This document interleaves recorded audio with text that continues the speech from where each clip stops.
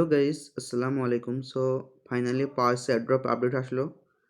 পাওস airdrop eligibility check করবেন কিভাবে দেখে নিন। প্রথমে আপনারা এই যে চেক এলিজিবিলিটি অপশনে ক্লিক করবেন। তারপরে এই যে ভিউ ওয়েবসাইট অপশনে ক্লিক করবেন। আপনি এর আগে যে ব্রাউজার দিয়ে আপনি ওয়ালেট কানেক্ট করছিলেন সেই সেম ব্রাউজারটা সিলেক্ট করবেন। আমি ক্রোম সিলেক্ট করছিলাম, ক্রোম সিলেক্ট করলাম।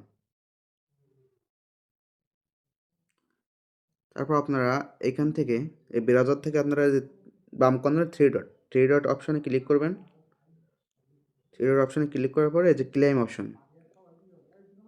অপশনটায় ক্লিক করবেন। হ্যাঁ, এখানে দেখেন চেক এলিজিবিলিটি।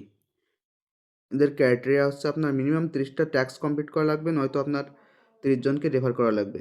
সো আপনি যদি এর দুইটার একটা করে থাকেন এবং এবং এই ব্রাউজারের আপনি যদি ওয়ালেট কানেক্ট করে থাকেন তাহলে আপনি এলিজিবল।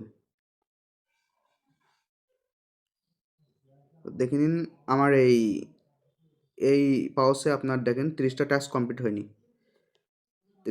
কমপ্লিট হয়নি, যে কারণে আমি এটা এলিজিবল না। এই দেখুন আমি নেক্সট অপশন যেতে পারছি না। সো আমার মেইন আইডি দেখাচ্ছি পরের ধাপে কী করবেন।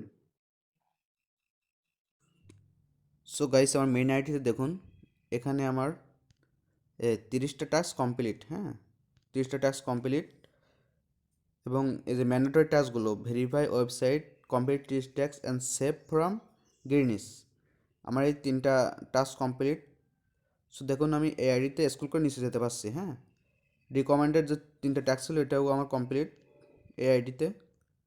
আর এটা মেইন আইডি, দেখুন নিচে স্ক্রল করে যেতে পারছি এবং এই যে এখানে যদি আমি নেক্সট অপশনে ক্লিক করি, নেক্সট অপশনে ক্লিক করলে দেখুন congratulation, you are eligible to airdrop.